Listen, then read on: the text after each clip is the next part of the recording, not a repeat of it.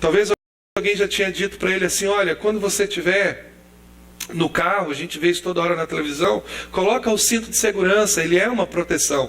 Mas quando nós infringimos uma lei, seja ela natural, espiritual, nós vamos experimentar as consequências disso. E foi exatamente isso que aconteceu. Se você trabalha num lugar alto e você cai daquele lugar, existe uma lei que vai fazer com que você bata no chão de forma muito forte, e a depender da altura do lugar que você estava, você pode morrer. Não é verdade? Então, muitas vezes, nós não percebemos que a forma como nós estamos compreendendo Deus, nós estamos tentando compreender Deus fora das leis, fora dos parâmetros, ou estamos tentando compreender Deus dentro da nossa humanidade, dentro da nossa capacidade. Então, veja como é que funciona o nosso senso de justiça. Você imagina um Deus que demonstra seu poder punindo pessoas não cristãs e que exalta sua misericórdia, abençoando cristãos para sempre? Você pode imaginar isso? Nós temos amigos, familiares, que rejeitam Jesus e a sua palavra durante toda a sua vida. Sim ou não?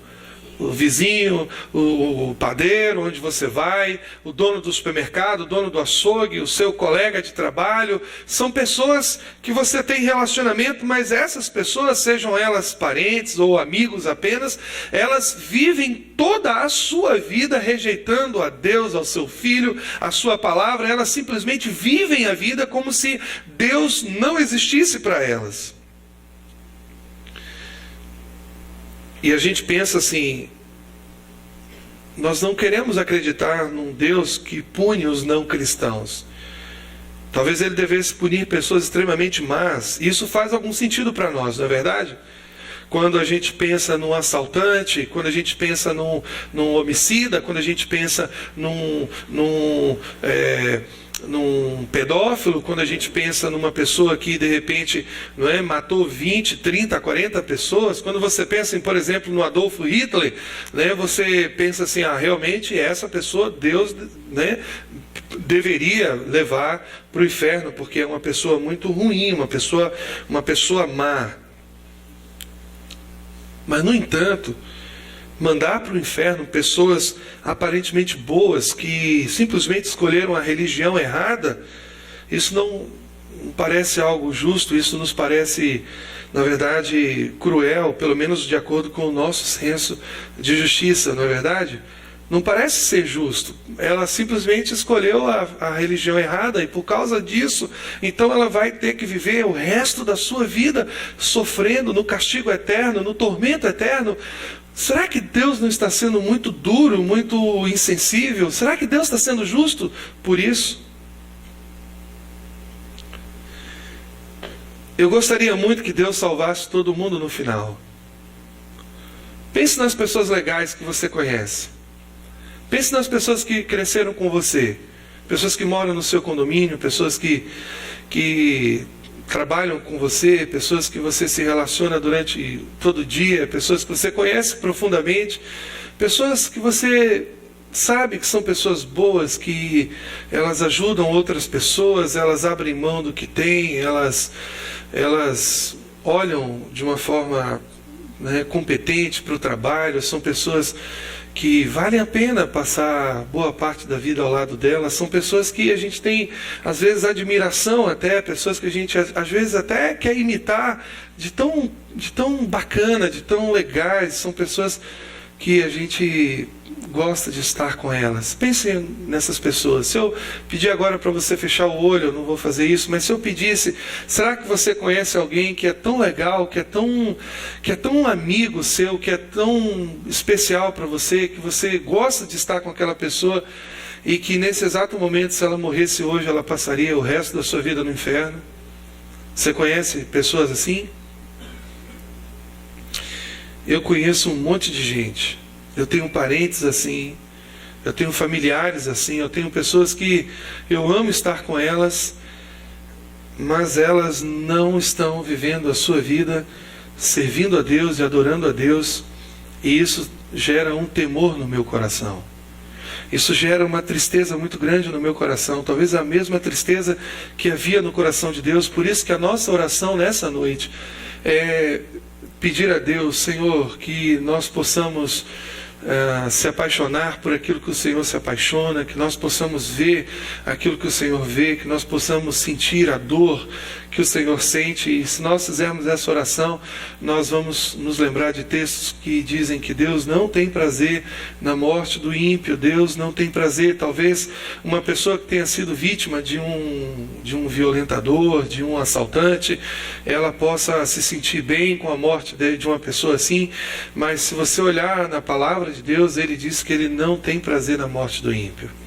Deus não se alegra, aquilo não agrada a Deus. Amém?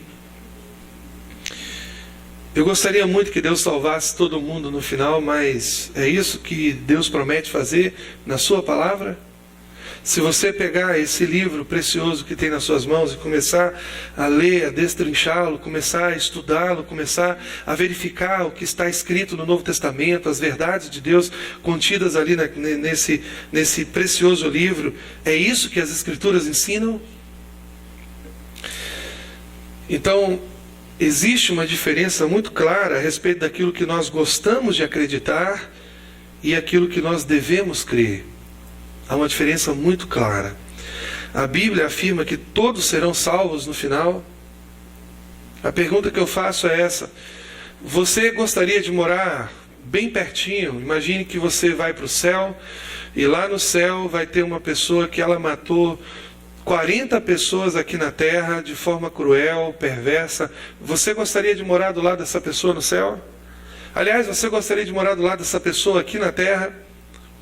Você gostaria de morar do lado de uma pessoa como aquele rapaz lá de Goiânia, né?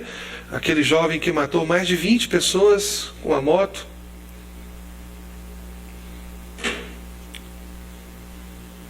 Eu não estou dizendo que nós não devemos ter compaixão dessas pessoas, de alguma forma orar por elas, mas o que eu estou falando é que seria justo isso?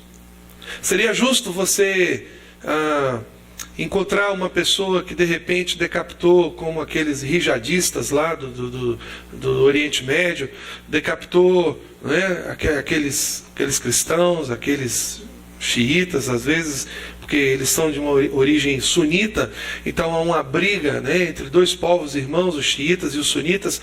Mas você acha justo aqueles rijadistas receberem $1 milhão por eles terem decapitado aquelas pessoas? Você acha isso mesmo justo? Você acha justo uma pessoa que de repente ela esfaqueou outra num assalto, ela ir para um hotel 5 estrelas e ficar ali naquele hotel 5 estrelas, desfrutando da piscina, comendo comida boa, como um prêmio pelo que ela fez? Você acha isso justo? Então, na verdade, existe um senso de justiça dentro de nós que claramente diz que algumas pessoas realmente deverão ser punidas e outras deverão ser promovidas. Porém, muitas vezes, esse senso de justiça que está dentro de nós é comprometido, ele é danificado. Você precisa se lembrar que Deus, Ele é santo. Você precisa se lembrar que Deus é sério, que Deus é amor, mas existe um senso de justiça em Deus que não foi comprometido com o pecado como o meu e o seu. E ao falar nisso, eu posso encaminhar vocês para Mateus 7. Eu gostaria que você abrisse a sua Bíblia no livro de Mateus, capítulo 7. Se você não pode fazer isso, eu vou compartilhar com você algo que eu encontrei na palavra dele, e isso tem que trazer alguma reflexão ao nosso coração durante a nossa vida aqui na terra. Amém? Olha o que a palavra do Senhor diz para nós. E a gente precisa ter esses textos da palavra do Senhor muito bem claros no nosso coração, para que nós possamos sempre tomar as atitudes certas e os caminhos certos na nossa vida aqui na terra. A palavra do Senhor diz assim: entrai pela porta estreita, porque larga é a porta e espaçoso o caminho que conduz à perdição, e poucos são os que entram por ela. Ah, muitos, não é isso? Eu vou ler de novo. Entrai pela porta estreita, porque larga é a porta e espaçoso, o caminho que conduz à perdição. Então ela é larga e o caminho é espaçoso. A porta é larga e o caminho é espaçoso. Que porta é essa e que caminho é esse? É a porta e o caminho que conduz à perdição. E porque estreita é a porta e apertado o caminho que leva à vida, e poucos há que a encontrem. Esse texto precisa trazer alguma reflexão ao nosso coração, porque ele faz um contraste. Você vai ver a porta larga, o caminho espaçoso, fazendo um contraste claro com a porta estreita e o caminho apertado. Você vai ver um contraste claro quando diz que muitos são os que entram pela porta larga, e você vai ver um contraste muito claro quando diz que poucos há que encontrem a porta estreita.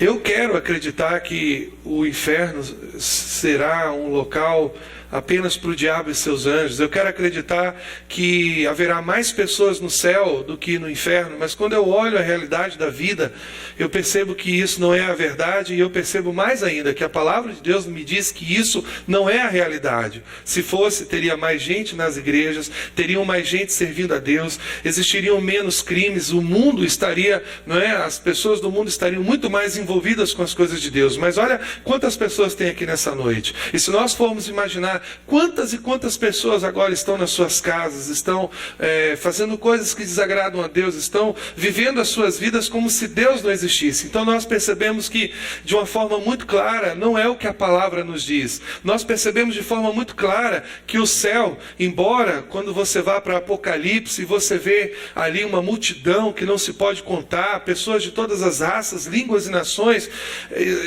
a realidade é que o céu é um local, vai ser um local onde vai ter menos pessoas do que no inferno. Essa é a realidade que a palavra nos coloca. E isso é uma advertência para nós. Larga e espaçoso versus estreita e apertado. Muitos são os que entram por ela versus pouco há que a encontrem. Então, nós precisamos refletir sobre essas coisas e precisamos ver o que a palavra de Deus fala para nós. Nós não gostamos de pensar nisso. Nós não gostamos de pensar que a maioria das pessoas talvez possam passar a eternidade no inferno, e talvez porque não gostamos de pensar nisso, a nossa vida continua uma vida que não corresponde aos anseios e os desejos do coração de Deus.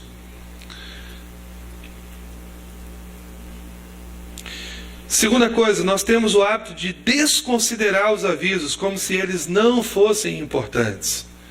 Quantas vezes você estava dirigindo e lá na estrada tinha um aviso de 80 km por hora e nós estávamos a 100, 110, a gente faz muito isso. Quantas vezes a curva está anunciando que a melhor forma de você fazer aquela curva, a placa está anunciando que a velocidade que nós deveríamos fazer é 40 km por hora e a gente passa a 80, muitas vezes a 60. Quantas vezes nós vemos placas de sinalização na estrada e nós não damos a devida importância a essas placas de sinalização? Quando eu identifico certos textos bíblicos que tratam das advertências de Jesus para nós, eu não fico pensando que Jesus era intolerante, eu não fico pensando que ele era duro ou que era antropofóbico, mas eu vejo nitidamente a bondade de Deus em nos fazer enxergar aquilo que existe de mais real do outro lado da vida, o céu e o inferno. Se Jesus verdadeiramente é o único caminho para Deus, o Novo Testamento é, sem dúvidas, o nosso manual de sinalização, repleto de avisos, de placas e advertências de como nós devemos andar nesse mundo de trevas. Embora esteja tratando do assunto mais indigesto de toda a Bíblia, essa palavra de hoje também fala sobre como abraçar a um Deus que nem sempre é fácil de entender. E como diz o profeta Isaías, um Deus cujos pensamentos são mais altos do que os nossos pensamentos. Isaías 55, 7. Um Deus que pode fazer tudo o que lhe agrada, como diz o Salmo 115, versículo 3. Eu vou repetir. Deus tem o direito de fazer tudo o que lhe agrada. Eu vou falar mais uma vez, para que isso fique bem claro no seu coração. Deus tem o direito de fazer tudo o que lhe agrada. Você aceita essa verdade na sua vida? Às vezes nós cantamos aqui na igreja, né? O cântico, né? Muito conhecido, que a gente cantou durante muitos anos. Tu és soberano. Quem lembra desse cântico? Soberano sobre a terra, sobre os céus, tu és Senhor absoluto. Tudo que existe acontece, tu sabes muito bem. Tu és tremendo, e apesar desta glória que tem, tu te importas comigo também. E esse amor tão grande eleva-me, amarra-me a ti. Tu és tremendo.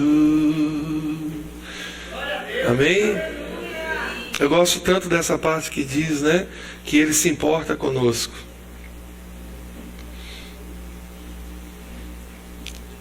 Deus tem o direito de fazer tudo o que lhe agrada. Sabe por quê?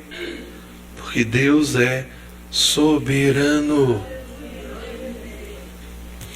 Quer você apoie, quer não, todas as coisas que eu vou falar nesses dias sobre o inferno, você há de concordar comigo sobre isso. Deus é soberano. É disso que se trata o Salmo 115. Os nossos sentimentos, as nossas vontades, nossas angústias e desejos não são supremos, não são soberanos. Só Deus é soberano. E Ele nos fala claramente que seus caminhos e pensamentos são infinitamente mais altos do que os nossos. Nesses dias nós vamos ouvir as Escrituras dizerem coisas que não estão de acordo com a nossa maneira natural de pensar. E é por isso que nós precisamos orar. É por isso que nós precisamos pedir a Deus que nos ajude a pensar corretamente sobre o inferno. É por isso que nós precisamos de serenidade para compreender as verdades da palavra de Deus, para que essas verdades possam gerar compaixão, atitudes novas no nosso coração. Por último, nessa noite, eu queria ler com vocês o Salmo, Isaías 55, 7. Eu queria que você guardasse esse texto na sua Bíblia e que você, mais que isso, decorasse esse texto e que ele não estivesse apenas na sua Bíblia ou no seu caderno ou em algum lugar, no seu Facebook, mas ele estivesse principalmente no seu coração de uma forma muito clara, porque esse texto tem um impacto na sua vida, na minha vida, na nossa vida nessa noite. Esse texto talvez seja o resumo de todo o Evangelho. Por isso que Isaías era considerado o profeta evangelista. Por isso que o livro de Isaías é considerado o Evangelho do Velho Testamento. Olha o que ele diz, Isaías 55, versículo 7. Eu queria que esse versículo estivesse muito mais gravado no seu coração do que em qualquer outro lugar na sua vida. E ele diz para nós que pelo menos eu compreendo assim, essa é a única maneira de nós escaparmos da condenação eterna, do fogo eterno. E ele diz: deixe o ímpio o seu caminho, e o homem maligno os seus pensamentos, e se converta ao Senhor, que se compadecerá dele. Graças a Deus, obrigado, Pai. Torne para o nosso Deus, porque grandioso é em perdoar. Essa é a única maneira de nós fugirmos da ira vindoura. Essa é a única maneira de nós escaparmos do inferno. Essa é a única maneira de nos livrarmos de um sofrimento tão grande que eu e você, que a nossa mente, que todos nós nessa noite não podemos sequer compreender a dimensão, a complexidade, a grandeza desse sofrimento. Essa é a única maneira, deixando o ímpio. Ele não diz assim, deixe o caminho ímpio. Ele diz algo mais profundo para